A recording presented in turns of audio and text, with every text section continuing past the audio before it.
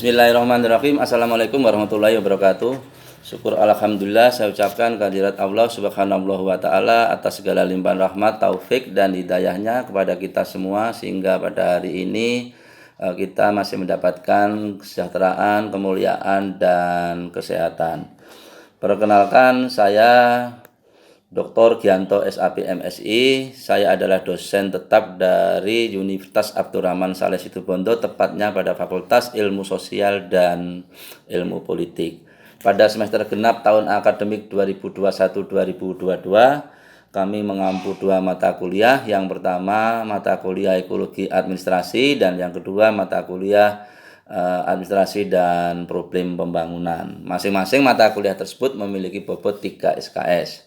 Mata kuliah Ekologi Administrasi memiliki bobot 3 SKS, kemudian mata kuliah Administrasi dan Problem Pembangunan juga memiliki bobot 3 SKS.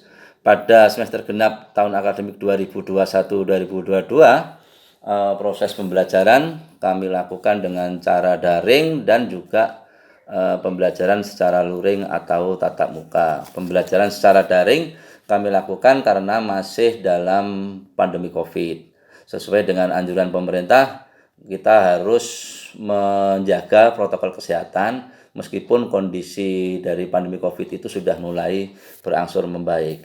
Kemudian proses pembelajaran secara luring atau tatap muka juga kami lakukan beberapa pertemuan mendekati UTS dan UAS atau ujian akhir semester. Hal itu kami lakukan untuk memberikan kesempatan kepada mahasiswa untuk berdiskusi, baik itu berdiskusi secara individu dengan mahasiswa lain dan berdiskusi secara kelompok, juga presentasi per kelompok. Mata kuliah Ekologi Administrasi itu diikuti oleh sekitar 90 mahasiswa yang terbagi menjadi 4 kelas, 2 di kelas pagi dan 2 di kelas sore. Kemudian juga sama, mata kuliah Administrasi dan Problem Pembangunan diikuti oleh sekitar 75 mahasiswa yang terbagi menjadi 2 di kelas pagi dan 1 di kelas sore. Jadi totalnya 3 kelas. Saudara-saudara yang saya hormati, di akhir di awal mendekati UTS dan mendekati UAS, kami selalu memberikan tugas-tugas kepada mahasiswa, diantaranya membuat paper atau laporan terkait dengan materi mata kuliah. Kemudian, dan itu kami lakukan pada 2 mata kuliah tersebut. Selanjutnya, itu kami lakukan untuk pendalaman materi. Pendalaman materi mahasiswa terhadap materi itu sendiri. Baik, saudara-saudara semuanya, pada kesempatan ini saya akan mendeskripsikan mata kuliah Ekologi Administrasi. Yang pertama adalah Ekologi Administrasi, capaian pembelajaran secara umumnya. 1. Agar diharapkan mahasiswa mampu memahami pengertian dan permasalahan secara ekologis. Kemudian yang kedua, diharapkan mahasiswa mampu memahami pertumbuhan ekologi administrasi negara. Yang keempat, diharapkan mahasiswa itu mampu memahami faktor-faktor yang mempengaruhi ekologi administrasi, yang meliputi faktor alamiah, diantaranya adalah kondisi geografi, kemudian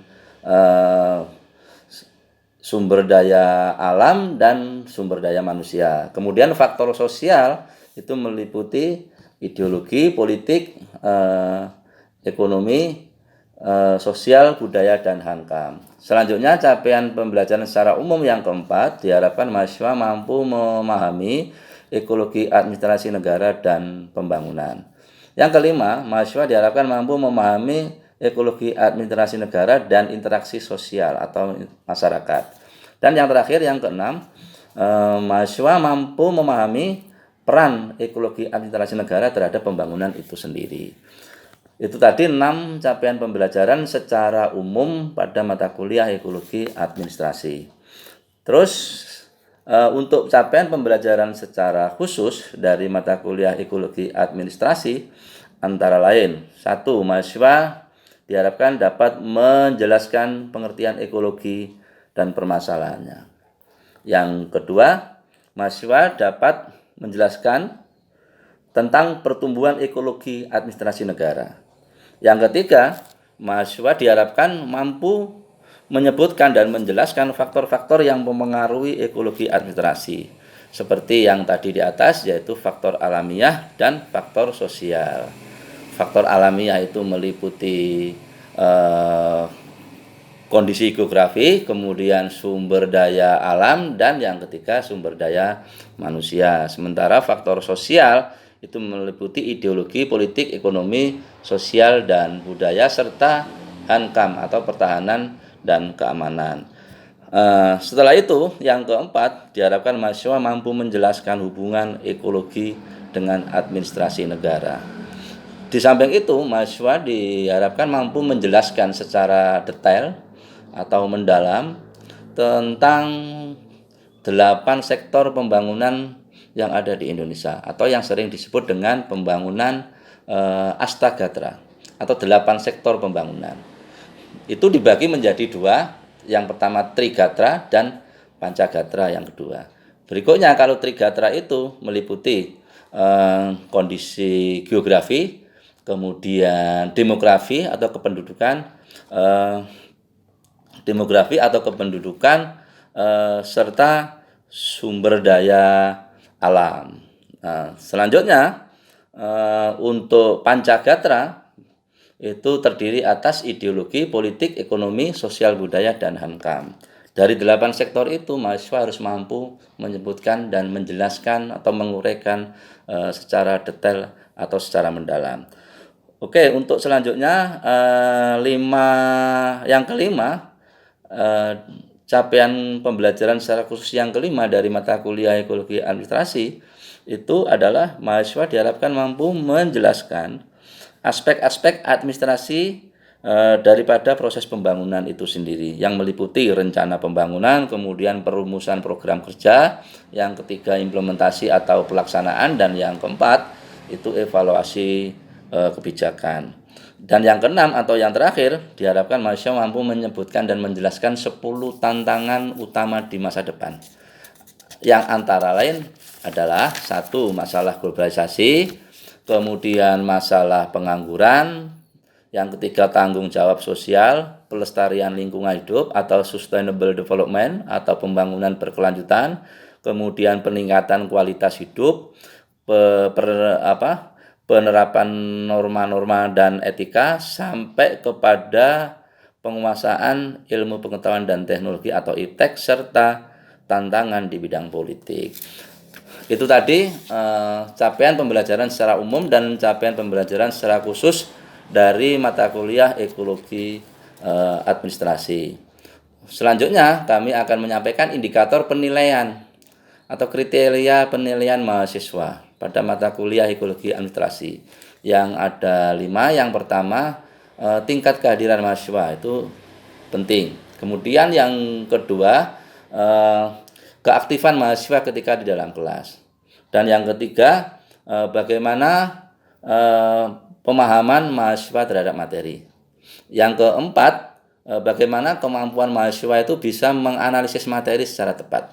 Dan yang terakhir, yang kelima, indikator yang kelima adalah kemampuan mahasiswa di dalam berdiskusi, baik diskusi antar kelompok maupun diskusi antara mahasiswa. Itu indikator penilaian mahasiswa pada mata kuliah ekologi administrasi. Untuk selanjutnya, kami akan mendeskripsikan mata kuliah administrasi dan problem pembangunan, di mana capaian pembelajaran secara umumnya dari mata kuliah administrasi dan problem pembangunan itu adalah sebagai berikut. Yang pertama, mahasiswa diharapkan mampu memahami makna pembangunan.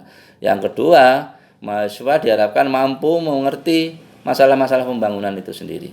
Dan yang ketiga, mahasiswa diharapkan mampu mengerti tentang asumsi pembangunan.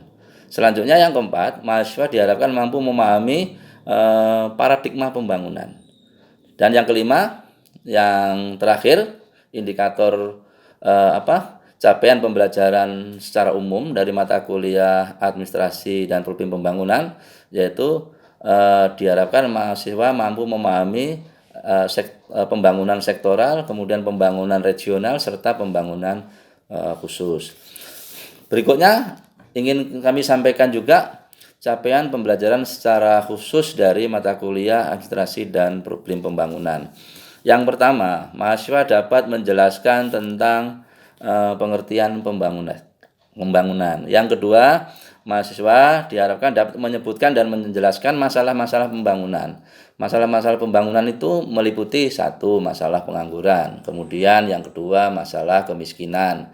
Yang ketiga itu masalah kesenjangan ekonomi, kesenjangan kesehatan masyarakat, kesenjangan pendidikan, dan yang lain-lain. Kesenjangan itu bisa antar masyarakat, juga bisa kesenjangan antar wilayah di seluruh Indonesia. Selanjutnya, capaian pembelajaran secara khusus yang ketiga adalah mahasiswa dapat menyebutkan dan menjelaskan paradigma pembangunan di Indonesia yang meliputi berkurangnya peran pemerintah, sehingga pembangunan di Indonesia itu sekarang mengurangi peranan pemerintah. Dan yang kedua itu sebaliknya, meningkatkan pemberdayaan masyarakat. Jadi masyarakat dilibatkan dalam pembangunan, mulai dari perencanaan, perumusan, evaluasi, kemudian sampai kepada perencanaan, implementasi, sampai kepada evaluasi kebijakan. Nah, selanjutnya yang ketiga, paradigma pembangunan yang ketiga yaitu terkait dengan sustainable development atau pembangunan berkelanjutan. Serta yang keempat adalah globalisasi. Selanjutnya, yang keempat, capaian pembelajaran secara khusus, yaitu mahasiswa dapat menjelaskan apa yang dimaksud dengan pembangunan sektoral dan memberikan contoh-contohnya. Kemudian apa yang dimaksud dengan pembangunan regional, bisa memberikan contoh-contohnya juga, wilayah mana saja, serta pembangunan secara khusus. Itu tadi capaian pembelajaran secara umum dan khusus dari mata kuliah administrasi dan problem pembangunan. Berikutnya, untuk penilaian mahasiswa atau indikator penilaian mahasiswa sama dengan indikator penilaian mahasiswa pada mata kuliah administrasi dan ekologi administrasi, yaitu keaktifan mahasiswa, itu yang pertama, atau tingkat kehadiran mahasiswa.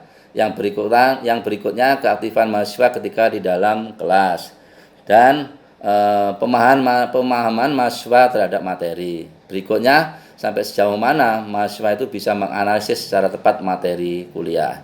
Dan yang kelima atau yang terakhir, kemampuan mahasiswa di dalam berdiskusi, baik itu diskusi secara kelompok maupun diskusi secara individu dengan mahasiswa-mahasiswa yang lain.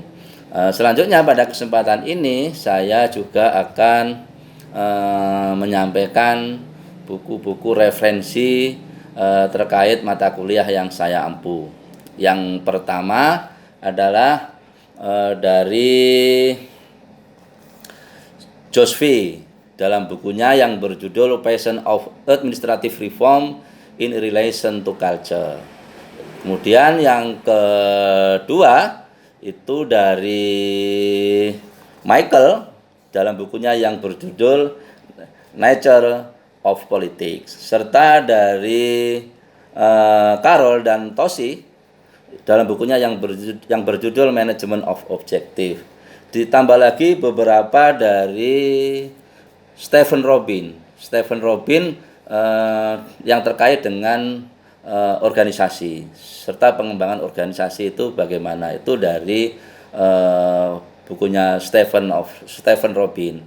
Dan yang berikutnya ada dari buku dari Bapak Profesor Dr.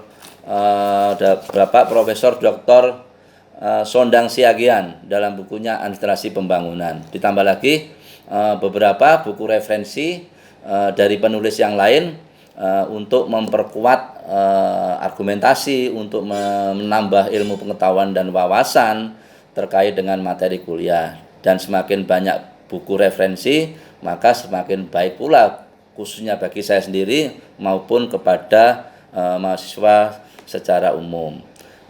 Saya kira itu dulu yang bisa kami sampaikan pada kesempatan kali ini terkait dengan deskripsi mata kuliah, baik itu mata kuliah ekologi administrasi maupun mata kuliah administrasi dan problem pembangunan. Terima kasih atas perhatiannya dan mohon maaf atas segala kesalahan dan kekurangannya. Semoga bermanfaat bagi kita semua. Selamat siang. Wassalamualaikum warahmatullahi wabarakatuh. Assalamualaikum warahmatullahi wabarakatuh. Pada pertemuan hari ini kita membahas tentang pembangunan sektoral. Pembangunan sektoral, kemudian ada juga pembangunan regional. Pembangunan sektoral itu bagian dari arti katanya. Definisinya sektoral itu adalah sektor. Apa pembangunan sektoral itu? Pembangunan sektoral itu adalah pembangunan di sudah ada semuanya di slide yang berorientasi pada peningkatan produksi. Kemudian ditambah lagi pada pembangunan sarana dan prasarana fisik. Pembangunan dan sarana prasarana fisik itu yang harus dibangun itu adalah harus bersifat sebagai penunjang kebutuhan yang sifatnya primer. Apa itu? Pokok ya. Kalau dulu kan kebutuhan primer, kemudian ada kebutuhan sekunder. Atau dalam bahasa yang lain itu kebutuhan dasar. Apa saja? Sandang, kemudian tangan, papan. Ini kan bahasa Jawa semua. Sandang itu apa? Pakaian. Kemudian yang berikutnya papan. Papan itu apa? Rumah. Ya, rumah. Kemudian terakhir tangan itu ya makanan. Ya, jadi perumahan, pakaian, makanan. Ya. Kalau dulu memang terkenal tiga itu, sandang, pangan, papan itu kebutuhan primer. Tapi seiring dengan kemajuan perkembangan zaman, maka primer itu bertambah lagi. Ada pendidikan, kemudian kesehatan. Ya, bahkan sekarang itu kan ada kebutuhan yang seolah-olah kita ini sudah dianggap sebagai kebutuhan pokok. Apa ya? Misalnya ada komunikasi, kita kemana-mana sekarang kalau nggak membawa handphone, misalnya mungkin akan ketinggalan, apalagi tidak punya, ya. Itu pasti akan ketinggalan. Nah, pembangunan sektoral itu seperti itu, artinya suatu pembangunan yang berorientasi kepada peningkatan produksi. Ya. Kemudian pembangunan sarana dan prasarana fisik, yang bisa menunjang kebutuhan primer itu sendiri atau kebutuhan dasar itu. Sandang, pangan, papan, pendidikan dan kesehatan. Oke. Nah, pada implementasinya atau pada pelaksanaannya pembangunan sektoral itu diidentifikasi itu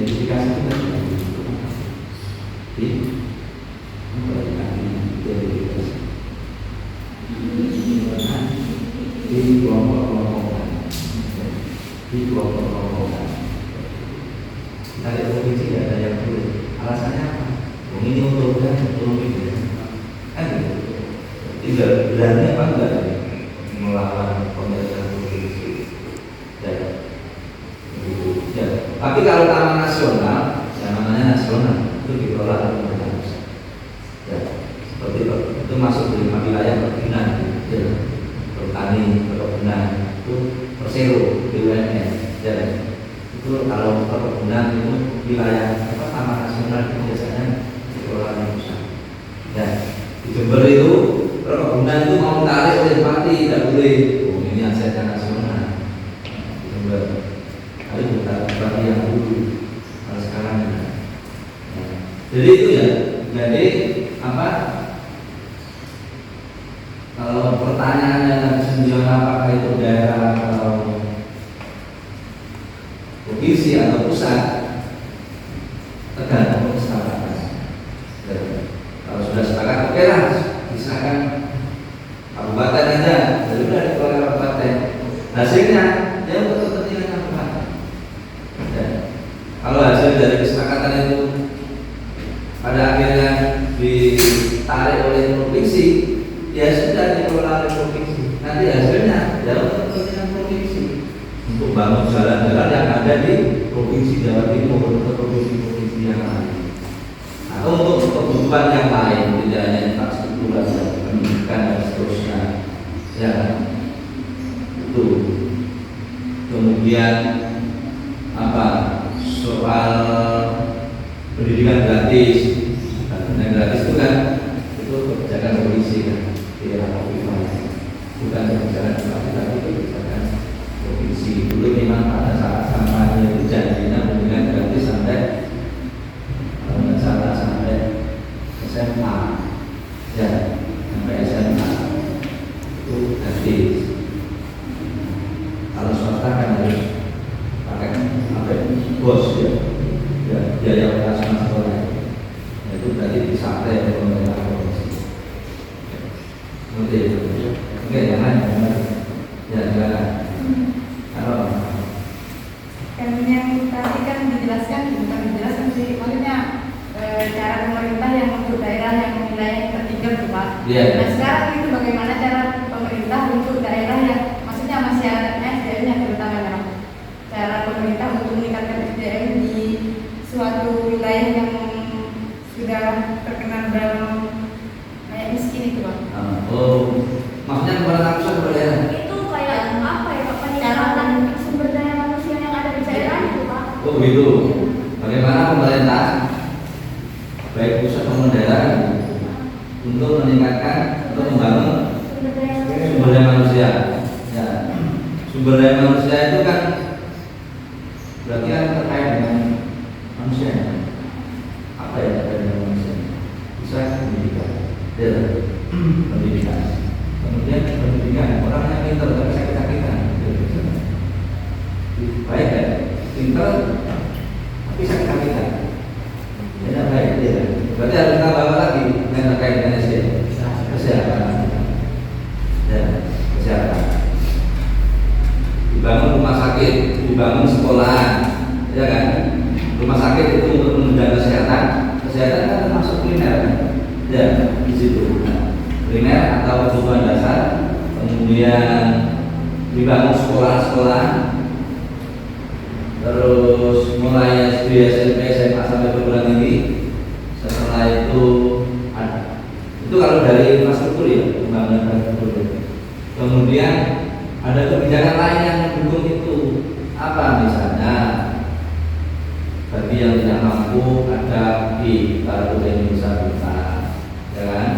Itu program sekolah salah satu solusi untuk meningkatkan kualitas sumber daya manusia, untuk membangun sumber daya manusia. Ya.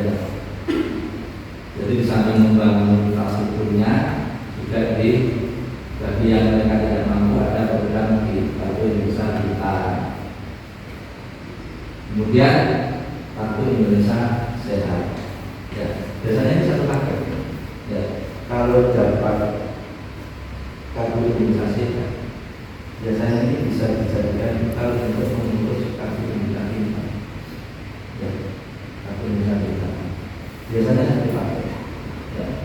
Jadi kalau dapat Kartu Indonesia Sehat dari dinas sosial, berarti nanti akan muncul kalau mau mengurus itu nanti akan dapat Kartu Indonesia Pintar. Jadi dua-duanya biasanya satu paket karena sudah masuk di dalam paket hasilnya. Jadi kalau pertanyaannya tadi bagaimana sih cara pemerintah membangun sumber daya manusia? Ya, kalau di bidang pendidikan ya bagaimana infrastruktur mendukung guru sekolah, mulai dari SD, SMA dan seterusnya. Kan di tingkat awal kan kita bisa masukkan dana pendidikan. Kalau kemudian di bidang lagi kesehatan itu juga dalam pengembangan manusia. sumber daya manusia, bangun rumah sakit, puskesmas, bahkan sampai ke dusun-dusun itu sekarang ada namanya puskesmas pembantu. Iya, ada nggak? Puskesmas pembantu. Ada. Biasanya kan letaknya kan di dusun-dusun atau di desa. Sampai ke sana, itu pembangunan infrastruktur terkait dengan sumber daya manusia. Jadi pendidikan yang dibangun itu terkait dengan SDM juga, kemudian kesehatannya. Nah, itu kan, makanya kan sektoral itu kan yang tadi dijelaskan itu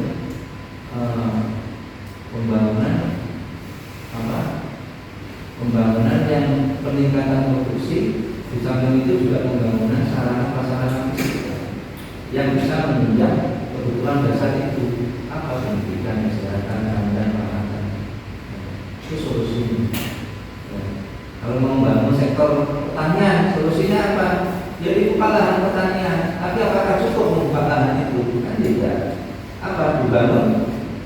Irigasinya, sumber airnya nanti dari mana? Ya. Kalau memang